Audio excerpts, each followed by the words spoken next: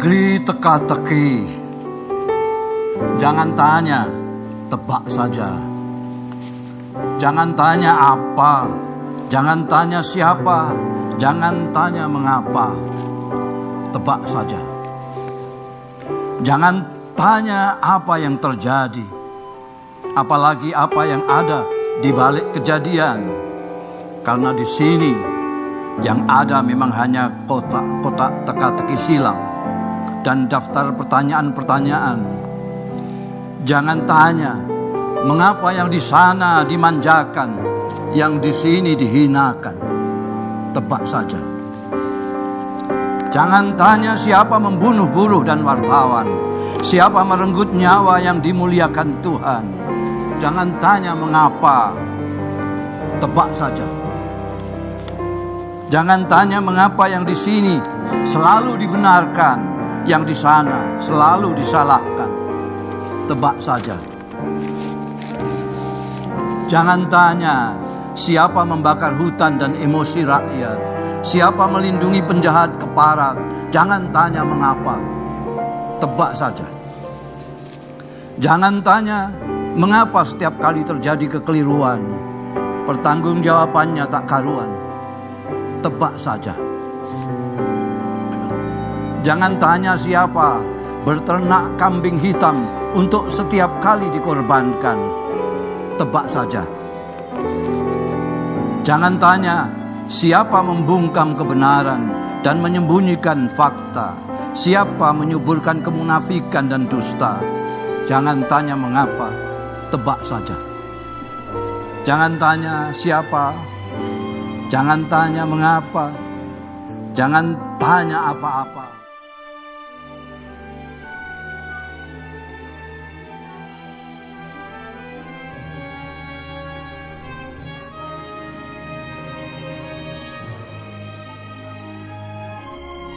Assalamualaikum warahmatullahi wabarakatuh. Alhamdulillahirabbil alamin, wassalatu wassalamu ala asrofil anbiya'i wal mursalin wa ala alihi wa sahbihi ajma'in, amma ba'du. Kepada Bapak Ahmad Muhammad Musta'in Nasoha, Sarjana Hukum, Magister Hukum, selaku pengampu mata kuliah Pancasila yang saya hormati, serta rekan-rekan yang saya banggakan. Pertama-tama, marilah kita panjatkan puji syukur kehadirat Allah Subhanahu wa Ta'ala yang telah melimpahkan rahmat-Nya kepada kita semua, sehingga kita dapat menyaksikan kajian ini walaupun tidak secara langsung. Tak lupa sholawat serta salam kita curahkan kepada Nabi Muhammad SAW. Semoga kita semua mendapatkan syafaatnya di yaumil akhir. Amin ya robbal alamin. Pada kesempatan kali ini saya akan menyampaikan kajian tentang cinta tanah air dari sudut pandang Islam. Nasionalisme ini dari bahasa Inggris, yaitu nation, yang artinya bangsa. Menurut Kamus Besar Bahasa Indonesia, kata bangsa memiliki arti. Yang pertama, kesatuan orang yang bersamaan asal keturunan, bahasa, dan sejarahnya, serta berpemerintahan sendiri. Yang kedua, golongan manusia, tumbuhan, dan binatang yang mempunyai asal-usul yang sama dan sifat khas yang sama atau bersamaan. Dan yang ketiga, kumpulan manusia yang biasanya terikat karena kesatuan bahasa dan kebudayaan dalam arti umum, dan biasanya menempati wilayah tertentu di muka bumi. Nah, istilah nasionalisme yang telah diserap ke dalam bahasa Indonesia memiliki dua pengertian. Yang pertama, paham atau ajaran untuk mencintai bangsa dan negara sendiri dan kesadaran keanggotaan dalam suatu bangsa yang secara potensial atau aktual bersama-sama mencapai, mempertahankan, dan mengabdikan identitas, integritas, kemakmuran, dan kekuatan bangsa. Nasionalisme dalam arti khusus dapat diartikan sebagai cinta tanah air. Al-Jurjani dalam kitabnya Al-Ta'rifat mendefinisikan tanah air dengan al-watan al-asli, yaitu yang artinya tempat kelahiran seseorang dan negeri di mana ia tinggal di dalamnya. Dalam cinta tanah air ini terdapat dalil di dalam Al-Quran. Dalil ini penuturan dari ahli tafsir, yaitu Al-Quran surat Al-Qasas ayat 85 yang artinya sesungguhnya Allah yang mewajibkan atasmu melaksanakan hukum-hukum Al-Quran benar-benar akan mengembalikan kamu ke tempat kembali. Para musafir banyak menafsirkan beberapa pendapat, yaitu ada yang menafsirkan dengan Mekah, akhirat, kematian, dan hari kiamat. Namun menurut Imam Fakhr al-Din al-Razi dalam tafsirnya Mafatih al-Ghaib mengatakan bahwa pendapat yang mendekati yaitu pendapat yang menafsirkan dengan Mekah.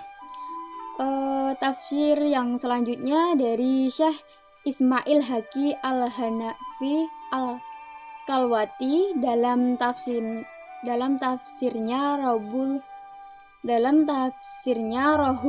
Bayan mengatakan bahwa di dalam tafsirnya terdapat suatu petunjuk atau isyarat bahwa cinta tanah air sebagian dari iman.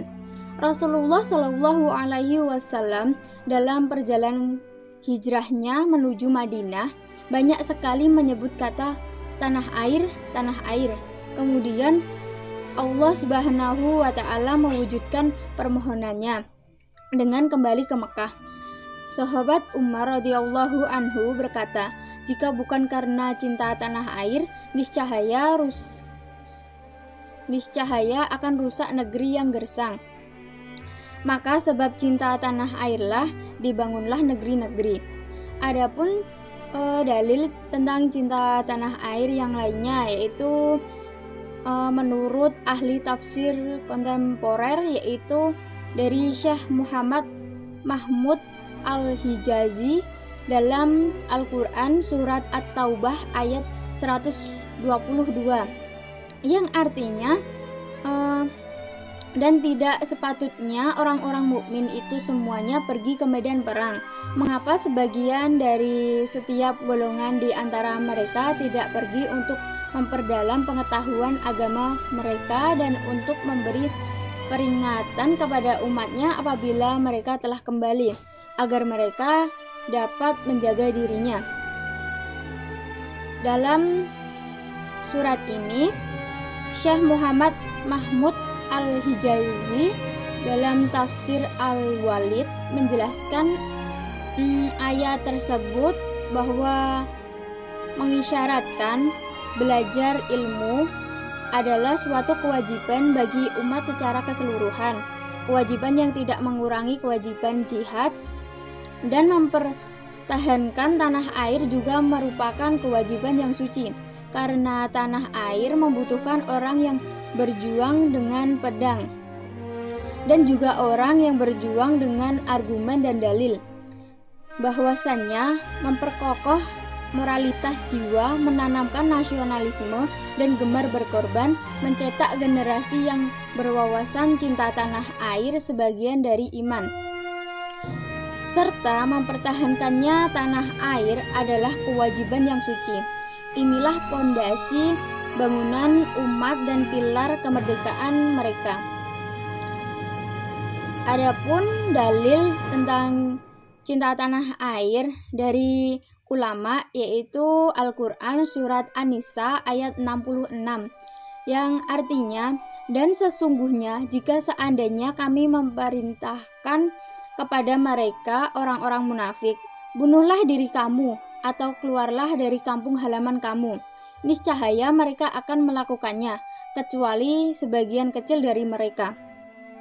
Di dalam tafsir ini, Syekh Wahab Al-Zuhaili dalam tafsirnya Al-Munir fil Aqidah, arti dalam firman-Nya terdapat isyarat akan cinta tanah air dan ketergantungan orang dengannya.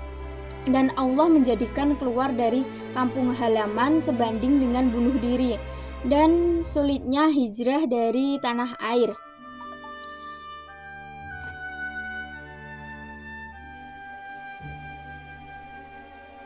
Pada kitab yang lain, Tafsir Al-Wasyid dari Syekh Wahab Al-Zuhaili mengatakan bahwa firman Allah, "Keluarlah dari kampung halaman kamu," terdapat isyarat yang jelas akan ketergantungan hati manusia dengan negaranya.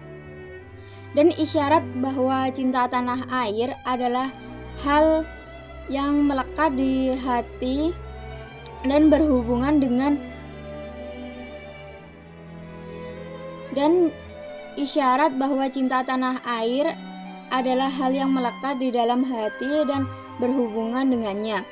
Karena Allah Subhanahu wa Ta'ala menjadikan keluar dari kampung halaman dan tanah air setara dengan bunuh diri. Keduanya tersebut sama beratnya. Kebanyakan orang tidak akan membiarkan sedikit pun tanah dari negaranya manakala mereka ditimpa pada penderitaan, ancaman, dan gangguan. Selanjutnya, dalil dari hadis tentang cinta tanah air pertama yaitu dari Imam Jalaluddin Al-Suyuti dalam kitabnya Al-Tawshih Syarh Jami Al-Sahih menyebutkan bahwa cerita kepadaku Syahid Ibnu Abi Maryam bercerita kepadaku Muhammad bin Ja'far, ia berkata, mengkabarkan padaku Humaid bahwasannya ia mendengar Anas radhiyallahu anhu berkata, Nabi Shallallahu alaihi wasallam ketika kembali dari kepergian dan melihat tanjakan-tanjakan Madinah, beliau mempercepat laju untanya. Apabila beliau menunggangi unta, maka beliau menggerakkannya. Abu Abdillah berkata, Haris bin Umair dari Humaid, beliau menggerakkannya untuk mempercepat karena kecintaan beliau pada Madinah. Bercerita kepadaku Qutaibah, bercerita padaku Ismail dari Humaid dari Anas, ia berkata, dingin. Haris bin Umair mengikutinya. Arti dari hadis tersebut diriwayatkan dari sahabat Anas bahwa Nabi Muhammad Shallallahu alaihi wasallam ketika kembali dari kepergian dan melihat dingin-dingin Madinah, beliau mempercepat laju untanya. Apabila beliau menunggangi unta, maka beliau menggerakkannya untuk mempercepat karena kecintaan beliau pada Madinah. Hadis riwayat Bukhari menegaskan bahwa dalam hadis tersebut terdapat dalil atau petunjuk. Yang pertama, dalil atas keutamaan Madinah. Yang kedua, dalil tentang hal ini sependapat dengan Ibnu Hajar Al-Asqalani. Imam Suyuti di dalam menjelaskan hadis sahabat Anas memberikan komentar. Di dalam hadis tersebut terdapat unsur diisyaratkannya cinta tanah air dan merindukannya, sama untuk menjunjung tinggi tanah air, yaitu dengan cara mendidik segenap warga sedini mungkin untuk cinta tanah air. Selain itu, membina rasa saling cinta di antara sesama anak bangsa dimanapun berada. Kemudian menanamkan kecintaan pada tanah air sedini mungkin, memperjelas makna cinta tersebut dan menunjukkannya jalannya yang optimal melalui berbagai institusi pendidikan di masyarakat. Selain itu, setiap anak bangsa bekerja dengan sungguh-sungguh melaksanakan segala tugas dan kewajibannya demi kehidupan yang berguna bagi tanah airnya. Dan selanjutnya menanamkan kepada anak bangsa untuk menghargai kekayaan bangsa dan apa yang dimilikinya serta melestarikan segala fasilitas yang ada di dalamnya. Tidak hanya itu, kemudian ada lagi yaitu berkontribusi aktif dan positif terhadap segala sesuatu yang mengabdi dan memuliakan bangsa dalam bidang apapun, baik berkontribusi verbal, praktis maupun intelektual. Selanjutnya menangani setiap masalah yang mengarah pada pelanggaran keamanan dan keselamatan tanah air dengan cara yang dibenarkan oleh syariat dan peraturan yang berlaku di suatu negara. Kemudian membela tanah air dalam situasi bagaimanapun dan mempertahankannya dilakukan baik dengan kata-kata maupun tindakan. Semua manifestasi kecintaan terhadap tanah air itu harus didasarkan dalam syariat Islam dan tidak bertentangan dengan segala peraturan yang ada. Cukup itu yang dapat saya sampaikan, kurang lebihnya mohon maaf. Semoga kajian ini bermanfaat. Wassalamualaikum warahmatullahi wabarakatuh.